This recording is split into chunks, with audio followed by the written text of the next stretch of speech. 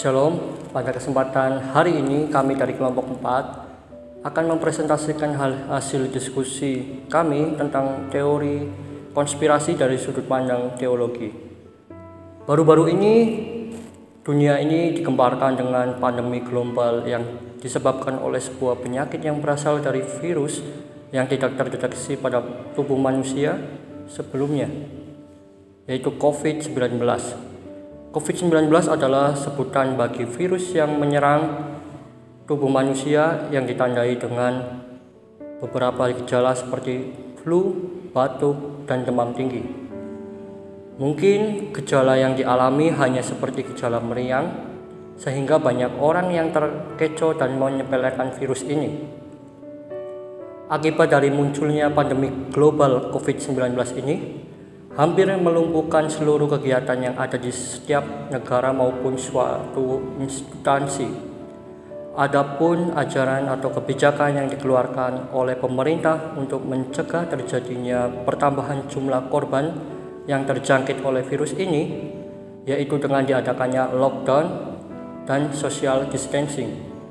Selain mengakibatkan banyak kematian dan kerugian, virus corona ini juga menimbulkan banyak asumsi dari berbagai sumber.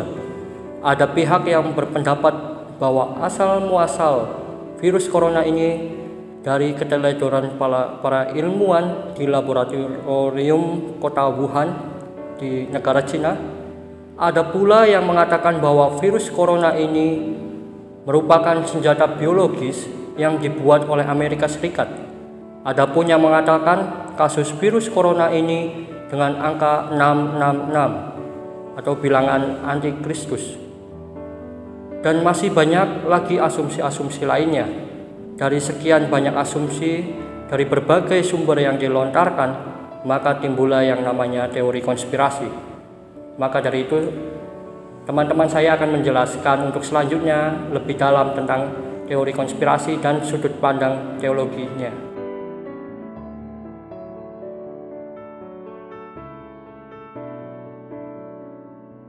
Terkasih dalam nama Tuhan Yesus Kristus.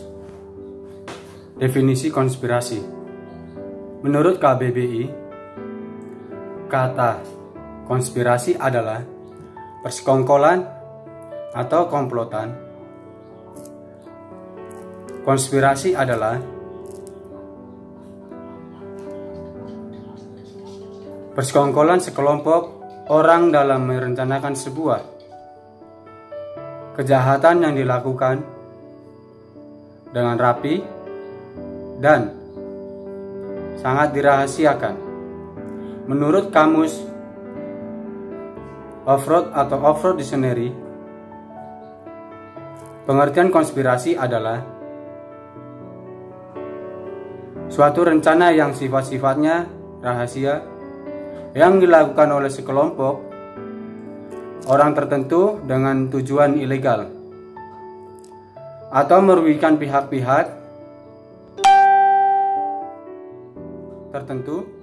Jadi pengertian konspirasi adalah tindakan yang berusaha menjelaskan bahwa penyebab tertinggi dari satu atau serangkaian peristiwa, pada umumnya peristiwa politik, sosial, ekonomi, atau bahkan tragedi kemanusiaan, serta sejarah. Ada suatu rahasia dan sering kali memperdaya pikiran dan mengabulkan dari fakta atau kebenaran yang sesungguhnya, direncanakan dan dilaksanakan secara diam-diam oleh sekelompok orang-orang atau organisasi yang sangat berkuasa dan berpengaruh secara rapi dan rahasia. Jenis-jenis konspirasi. Dalam konspirasi ada 4 jenis konspirasi, yaitu konspirasi sivil, yaitu sebuah perjanjian yang dilakukan untuk menipu, menyesatkan, atau menipu orang lain dari hak-hak hukum mereka atau untuk mendapatkan untung sepihak. Yang kedua, konspirasi kriminal, yaitu perjanjian antara orang-orang untuk melanggar hukum di masa depan. Yang ketiga, konspirasi politikal, yaitu kesepakatan antara orang-orang dengan tujuan mendapatkan kekuatan politik atau memenuhi tujuan politik. Yang keempat, hub and spoke konspirasi, yaitu sebuah konspirasi di mana terdapat satu atau lebih konspirator utama yang melakukan perjanjian serupa dengan orang lain yang keberhasilannya tergantung dari orang-orang yang ia ajak dalam perjanjian. Adapun tujuan dari bentuk konspirasi. Tujuan dari konspirasi dibentuk tidak selalu sama. Tergantung dari kelompok-kelompok yang memiliki kepentingan yang ingin dicapai. Namun secara umum konspirasi dilakukan untuk menyalahkan suatu pihak atau untuk membuat suatu alasan. Konspirasi bisa terjadi mulai dari tingkatan paling bawah seperti lingkungan, desa, sampai pada tingkatan yang lebih tinggi, negara, kawasan regional, dan dunia.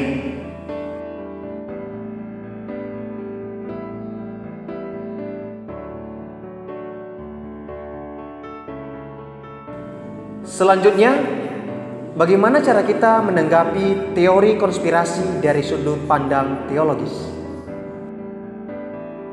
Dari sekian pandangan-pandangan yang diperoleh dari berbagai sumber, dalam bab ini, kelompok penulis hendak memaparkan mengenai teori konspirasi dari sudut pandang teologis, terkhususnya teori konspirasi yang sedang booming baru-baru ini, mengenai COVID-19.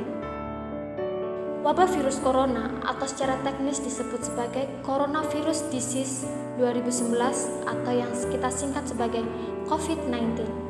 Virus tersebut mempengaruhi paru-paru dan dalam kasus terburuk menyebabkan kematian dan sesak napas. Kasus kematian pertama oleh virus corona dilaporkan di Cina pada 11 Januari 2020. Penyebab COVID-19 disebut sindrom pernafasan akut parah coronavirus 2 atau SARS-CoV-2. Ini adalah jenis baru virus corona yang belum diidentifikasi sebelumnya pada tubuh manusia. Wabah awal di Wuhan menyebar dengan cepat, mempengaruhi wilayah lain di Cina. Kasus-kasus serupa segera terdeteksi di beberapa negara lain. Hampir di seluruh benua terkena atau terjangkit oleh virus corona ini. Mengutip dari World Health Organization atau WHO, COVID-19 adalah penyakit menular yang disebabkan oleh virus corona yang baru ditemukan. Sebagian besar orang yang teridentifikasi oleh COVID-19 akan mengalami penyakit pernafasan ringan, sedang, dan sembuh tanpa memerlukan perawatan khusus. Orang lanjut usia atau lansia yang berumur di atas 60 tahun dan yang memiliki masalah medis mendasar seperti penyakit kardiovaskular, diabetes, penyakit pernafasan kronis, dan kanker memiliki risiko lebih tinggi untuk terjangkit penyakit ini. WHO menyarankan kepada masyarakat untuk melindungi diri dan orang lain dari infeksi COVID-19 dengan mencuci tangan, menggunakan pembersih yang berbasis alkohol, dan tentu tidak menyentuh wajah. Dari kasus yang sedang booming baru-baru ini yaitu virus corona, tentu menimbulkan banyak konspirasi dari berbagai sumber. Di antaranya, yang pertama, COVID-19 dikatakan sebagai senjata biologis Amerika Serikat. Yang kedua, COVID-19 ciptaan Amerika Serikat. Setelah COVID ini menjadi pandemi global, Amerika Serikat sendiri yang akan memberikan vaksinnya. Semacam ingin memberikan obat penawar setelah menularkan atau menyebarkan penyakit itu sendiri. Bahkan ada pula pihak yang mengkaitkan COVID-19 ini dengan akhir zaman atau yang sering kita dengar yaitu angka 666 yang sering disebut sebagai angka setan. Biasanya angka ini sering dikaitkan dalam kitab Wahyu 13 ayatnya yang ke-18, yaitu Antikris atau kedatangan Kristus yang kedua kali. Angka 66 ini timbul dari penjumlahan huruf korona, dengan C memiliki nilai 3, O memiliki nilai 15, R memiliki nilai 18, O memiliki nilai 15, N memiliki nilai 14, dan A memiliki angka 1. Jadi jika dijumlahkan akan mendapatkan hasil angka 66. Angka 6 selanjutnya diperoleh dari perhitungan jumlah huruf korona, C O R O N A. Maka jika hal itu benar terjadi, penggenapan kitab Wahyu ini mengartikan bahwa masuknya masa kesukaran dan menantikan kedatangan Kristus yang kedua kalinya, atau yang secara teologis kita sebut tanda akhir zaman, eskatologi. Masa di mana datangnya antikris dengan ditandai pemasangan chip 666. Secara sederhana, teori konspirasi belum tentu benar. Tetapi jika dicermati dan dibedah secara rasio, masuk akal sebagai jawaban atas sebuah kasus. Namun kebenarannya belum tentu benar, tapi sudah dipercayai oleh banyak orang. Selain itu, teori ini pun dapat dipakai oleh oknum-oknum tertentu untuk menyerang pihak lain. Sebagai contohnya, Amerika meminta ganti rugi kepada Cina sejumlah nominal tertentu akibat adanya pandemi global COVID-19 ini. Lalu Cina membalas asumsi itu bahwa COVID-19 ini merupakan senjata biologis yang dirancang atau dibuat oleh Amerika Serikat, karena digadang-gadang Amerika Serikat memiliki vaksinnya atau obat penawarnya. Dari kasus yang sedang booming baru-baru ini, tentu sebagai orang percaya kita harus mampu menyikapinya secara teologis atau alkitabiah, karena dari sekian banyak sumber yang kita peroleh dan kita dapat, bisa jadi kita justru ikut akan isu-isu yang terjadi atau ikut teori konspirasi ini. Apa sih nilai teologis yang kita peroleh? Adapun tujuan Allah dari adanya COVID-19 ini. Yang pertama, menggambarkan kengerian moral. Allah sedang memberikan kepada dunia sebuah gambaran fisik moral dan kebobrokan rohani, di mana manusia mengkerdilkan Allah. Manusia lebih mengutamakan teknologi, lebih mengutamakan keinginan dagingnya daripada mengutamakan Allah. Tujuan Allah yang kedua dari adanya pandemi global ini, yaitu membangunkan kita untuk menyambut kedatangan Kristus yang kedua kali. Virus corona adalah bagaikan panggilan alarm yang membangunkan kita agar siap untuk menyambut kedatangan Kristus yang kedua kali. Tujuan Allah yang ketiga dari adanya pandemi virus corona ini, yaitu untuk menyelaraskan hidup kita dengan nilai Kristus yang tidak terhingga. Virus corona adalah bagaikan petir di siang bolong untuk memperingatkan kita agar bertobat dan menyelaraskan kembali hidup kita dengan nilai Kristus yang tidak terhingga.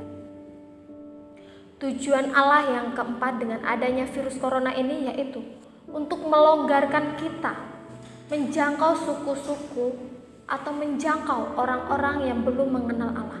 Mungkin dengan adanya pandemi global ini, banyak orang yang menderita, banyak orang yang kesusahan. Dan disitulah peran kita, orang percaya, orang Kristen, untuk boleh mengasihi mereka. Kita dituntut untuk mendoakan mereka, walaupun mungkin kita yang perlu didoakan. Memberikan mereka bantuan, atau mungkin kita yang saat ini sedang membutuhkan bantuan.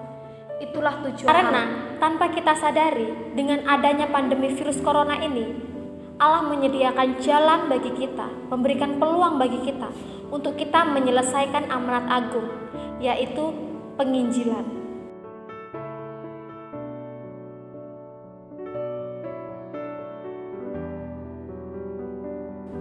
Baiklah, setelah dari sekian banyak penjelasan yang telah dipaparkan oleh kelompok penulis, yaitu mengenai teori konspirasi, maka dapat ditarik kesimpulan bahwa teori konspirasi adalah teori yang menyajikan atau yang menganggap sebuah peristiwa yang terjadi itu ada karena sebuah sebab yang janggal. Janggal yang dimaksud ialah kejadian tersebut tidak pasti kebenarannya atau sebuah ketidakjelasan disengaja ada untuk tujuan-tujuan dari pribadi atau oknum-oknum tertentu. Bisa jadi, teori konspirasi itu menyangkal adanya predestinasi atau ketetapan Allah jika dikaitkan dengan teologi. Karena kecenderungan orang mengumpulkan data-data dari berbagai sumber dan momen inilah yang digunakan oleh para konspirator untuk memunculkan teori konspirasi. Sehingga pikiran orang-orang akan semakin dikaburkan dari kebenaran.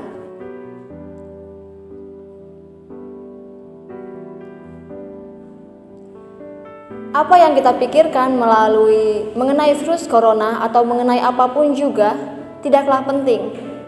Jika konspirasi merupakan sebuah ketidakpastian atau ketidakjelasan, firman Allah merupakan sebuah kebenaran yang tak perlu diragukan lagi.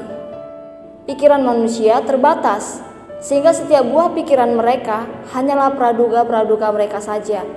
Oleh karena itu, yang penting untuk selamanya adalah firman Allah. Apa yang dipikirkan Allah? Segala sesuatu yang terjadi ada atas izin Tuhan. Ia adalah Allah yang berdaulat atas segala ciptaan dan perbuatannya.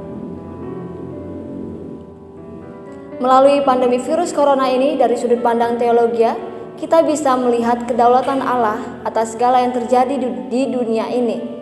Dan terlepas dari segala konspirasi-konspirasi yang bertebaran, dengan hati dan pikiran yang bersih, mari kita kembali melihat kepada setiap firman Allah, di mana selalu ada tujuan dan rencana Allah melalui apapun yang terjadi, termasuk melalui pandemi virus corona ini. Kita melihat tujuan Allah melalui pandemi virus corona itu. Melalui pandemi virus corona ini, tujuan Allah yaitu menggambarkan kengerian moral. Sebagaimana dengan semua bencana melalui wabah virus corona, Allah sedang memberikan kepada dunia sebuah gambaran fisik kengerian moral dan kebobrokan rohani dari dosa yang mengerikan Allah. Selain itu, virus corona adalah bagai panggilan alarm yang membangunkan kita agar siap menyambut kedatangan Kristus yang kedua. Virus corona juga bagaikan petir di siang bolong untuk memperingatkan kita agar bertobat dan menyelaraskan kembali hidup kita dengan nilai Kristus yang tak terhingga. Bahkan, keberadaan pandemi akan berguna untuk menuntaskan amanat agung, yaitu melalui penginjilan. Jadi, jika pandemi virus corona ini adalah karena perbuatan atau ulah manusia, tetaplah Allah memiliki tujuan di dalamnya. Demikianlah hasil presentasi dari kelompok kami. Terima kasih, Tuhan Yesus memberkati.